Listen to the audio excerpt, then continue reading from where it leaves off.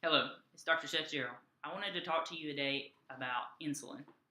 So, you may be on insulin for one of two reasons. Those with type 1 diabetes need insulin, and those with type 2 diabetes that we've been unable to control your sugars with oral medications, you may need to be on insulin. So, what is insulin? Insulin is what is made by your pancreas. It responds to the amount of sugar or glucose in your bloodstream. It then takes that sugar and puts it into your target organs, so either your muscles or your end organs, and causes them to be able to use it for fuel. If you're unable to use the glucose that's in your bloodstream, number one, your body starts to starve, and number two, you develop plaques within the walls of your blood vessels, and that's what puts you at risk for some of the side effects of diabetes. So there's two main types of insulin that we use in treatment of diabetes. One is called a basal insulin, and one is called a fast-acting insulin. So basal insulins are things like glargine or Lantus, things like Toujeo, Detamir, and less used now is NPH. Now, what basal insulins are is they're an insulin that lasts throughout the day. They give you a steady state of insulin throughout 24 hours. So they keep it, if your blood sugar is just barely high throughout the day and you weren't to have spikes from eating, then they would keep it at a good level. The thing about NPH is it doesn't last the full 24 hours. It lasts about 16, so it has to be dosed twice a day. So it's like a basal insulin, but just doesn't last quite as long as some of the other ones. So the other type of insulins are the fast-acting insulins. There's regular insulin, known as Novolin R. And then we have other types of insulins, such as Aspart, or there's Apidra is another one. Those insulins are for the spikes. So after you eat a meal, we use those in people who are still uncontrolled to keep that glucose down. Because if you eat sugar for a meal, or you eat any type of meal, your glucose is going to spike up. As it spikes up, we don't want it to go too high, so we give you a fast-acting insulin to keep it down low enough so that we don't get any side effects of that.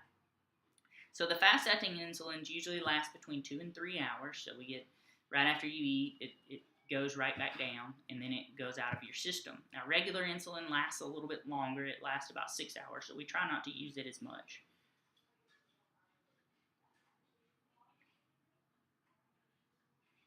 So, how do we control your glucose with insulin? So, the first thing that I start with is your fasting blood glucose. So, when you check your blood glucose first thing in the morning before you eat, that's the one that we want to get under control.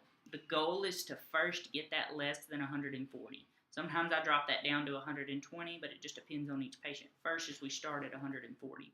So I may start you on 10 to 20 units of a basal insulin, such as Lantus or Detamir, Toujeo, things of that nature. And then we go up. So every 3 days, we determine if we're going to go up. If on that third day, you've still been running consistently greater than 140 on that fasting glucose, then we go up by 3 units. So let's say day 1, we start you on 10 units of glargine, and for the next 3 days, it runs 180 in the fasting in the morning levels. So on that day 3, you're going to go up to now from 10 units to 13 units. You do 13 units for 3 days. If you are consistently still above 140, let's say you're up to 160 now, we go up again to 16 units. We do that again for 3 days. At the end of that 3 days, again, greater than 140, we'll go up another 3 units. And you keep going up till we get those fasting levels low. By low, I mean less than 140. Once we get your fasting blood glucose levels less than 140, we've hit one of our goals. Now we look at your A1C again. If your A1C is now less than 7, we've hit our goals. If it's not less than 7, now we need to look at some glucose measures throughout the day. And so glucose measures after you eat is one of the big ones, and another one is before you go to bed. So the next one I look at is, let's start checking your blood glucose levels before you go to bed. Let's make sure that they're not too high. And we'll control them with a basal insulin that way as well. The third thing is if your A1C is still greater than 7, we look at the ones after you eat. So about an hour after you eat, I would like for you to check your blood sugars. This is only after we've controlled your fasting ones. If those are greater than 180, then we need to do a short-acting insulin. So the short-acting insulins, again, are the ones like Apidra and regular insulin or Novolin R. And Lispro, insulin Lispro. So if those are greater than 180, we start a short-acting. And it depends on each person, but usually I start low, 3 or 4 units. And we go up just like we did before. Still greater than 180, we'll go up by 2 units this time. So we'll go, let's say we started at 3 units. After 3 days, if it's still greater than 180, I'll go to 5 units. 3 days later, still greater than 180, I'll go to 7 units. And we do that for each meal. And you have to keep a really close log of these things.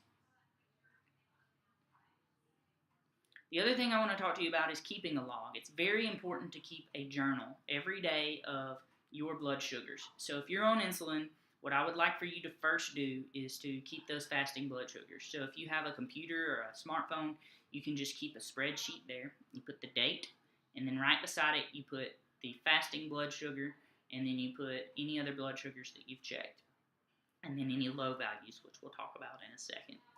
So if you're checking that every day and logging it in a spreadsheet, or if you just keep a journal in your purse, or if you are a man and you have a little notebook that you can keep in your pocket, that would be great.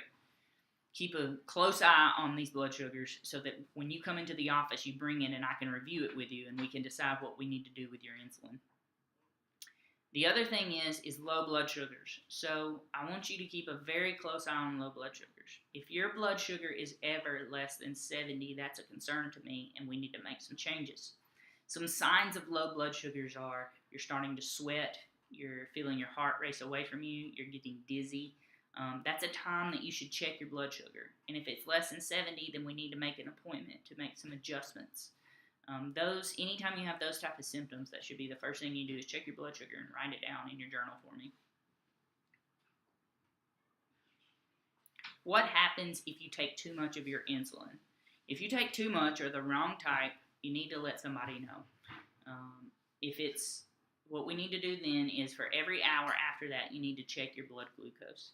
Anytime it's approaching that 70 mark, we need to know, and we need to give you some sugar to get your blood sugars up. Low blood sugars. So, in the medical world, we call this hypoglycemia.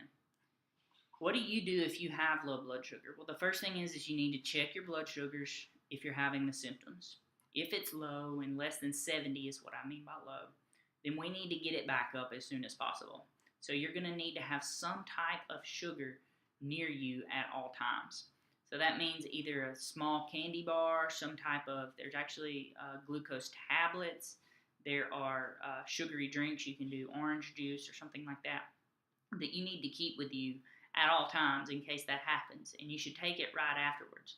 And you should check your glucose very often right after that. So, check it again in the next 5 minutes and pretty much every 5 to 10 minutes until your glucose comes back up above 70, and then you still need to check it about every 30 minutes after that to make sure that it's not going back down. If you've taken too much of your insulin, I want to know that, and we need to discuss what the next options are after that. Now that we've discussed what types of insulin there are, how we control your glucose levels with insulin, what to do about hypoglycemia, and how to monitor all these things, make sure that you put these into action.